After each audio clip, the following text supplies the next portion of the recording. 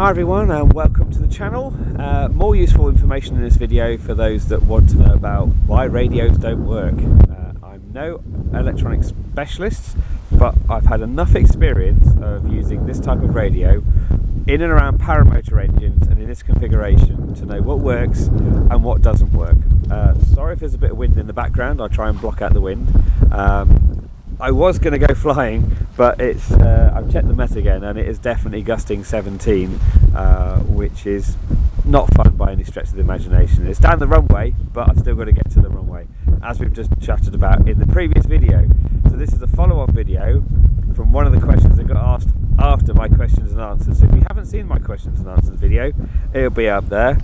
And so if you have any more questions, please drop them in the comments, because they're great for me to see that what you want to know about either my kit or what's going on with kit available for flying.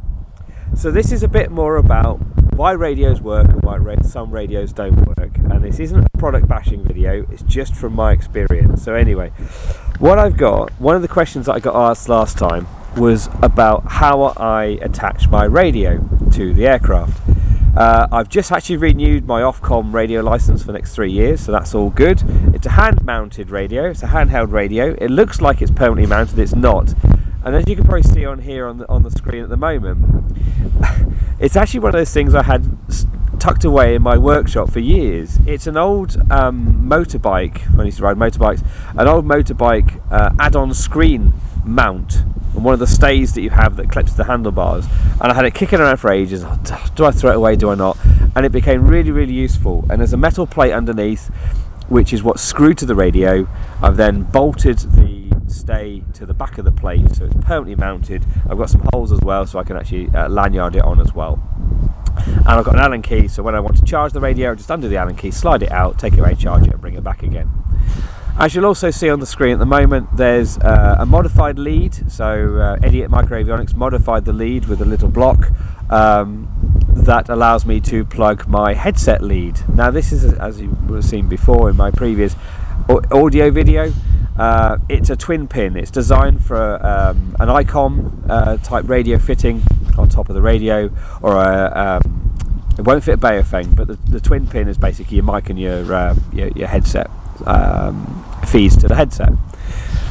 They plug straight to the radio. On the side of the ear cup, as you'll probably see on the screen here, is a blue button, and that's my press to talk. From some of my early videos you'll have seen I've had a curly lead running down to a press to talk button on the control bar. I stopped using that because it was just more faff, and I had no real reason to use that press to talk, that remote press to talk, in the sense of it was just easy for me to take my finger off for the limited radio calls that I was going to do.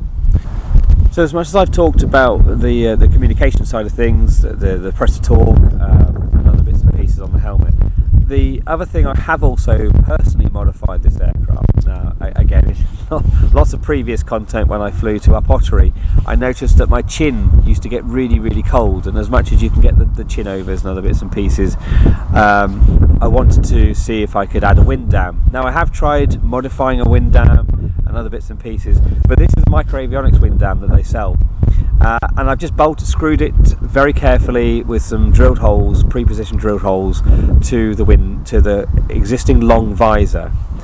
Now, if you haven't seen about attaching headsets and visors to helmets, MicroAvionics are releasing a technical series of videos.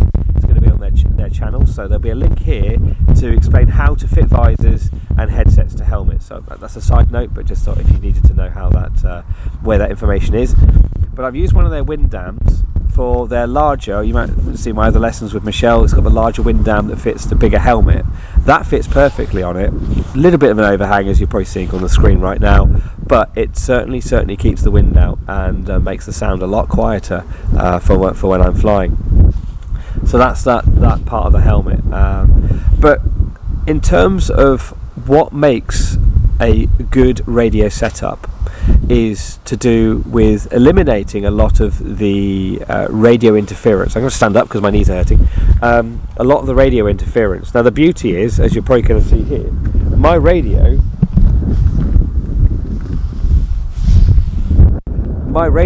is a long way away from the engine, but Mark, who was using So my radio is a Yaesu FTA 450.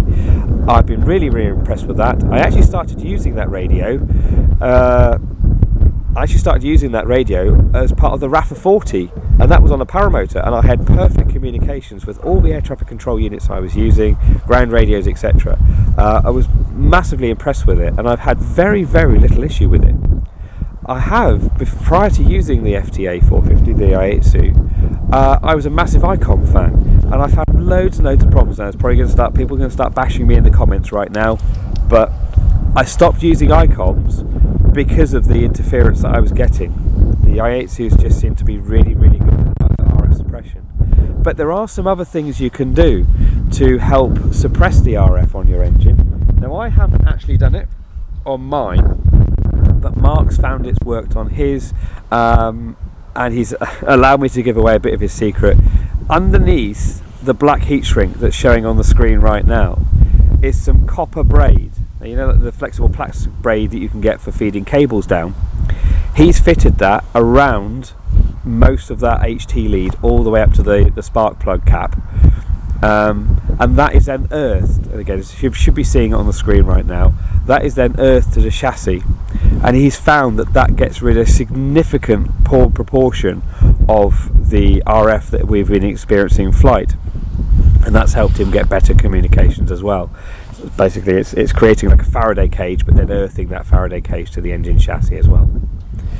There are settings that you can change on radios. If your squelch is too high, as in it'll be receiving everything, it will pick up a lot of RF. If you have it too far down, when I flew with Mark on the Solstice last year, he could only hear me within about 300 metres because his squelch was all the way down. He couldn't actually pick up any of my transmissions unless we were much closer together. Whereas I was having a normal squelch setting, I think I was pretty much on full, everything, I was receiving transmissions from about 30 miles away, crystal clear. So radios have always been the bugbear of the paramotoring, and dare I say sub 70. I've had a few guys from Davidstow contact me and ask me how I can suppress it. But ultimately, this is the way that I've best found to reduce RF. One is distance, so keeping it as far away as I can. I'm still just using the standard handheld aerial. I've had no issues with that. I know it's a bit of an odd angle, it should be more vertical, but as you're probably seeing on the screen now, where it's positioned is absolutely perfect for me to change frequency as well. One chap in one of the previous videos did ask how does my headset actually connect to the radio. Should be able to see that on screen now. It literally is the curly lead running all the way down to the radio. Again, Eddie's made a specific connector for that, and that plugs straight in. And so my PTT is on the side of my headset.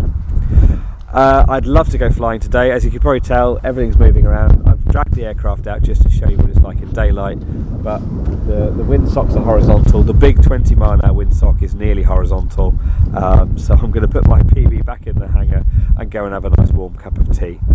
If you've got any more questions of things you'd like to see, things you'd like me to explain, etc., please drop them in the comments and I will try and get back to you and or make a video about it. In this video, I'd like to give a really big shout out and a really good luck to Ed from the instructor's seminar yesterday. I wish you all the best of luck for your test when you have it. So good luck, mate, and more flex wing instructors for the UK. Anyway, we'll leave this video here. The sun is out, it is cold, but I'm going to go and have a nice warm cup of tea. Until next time, everybody, bye for now.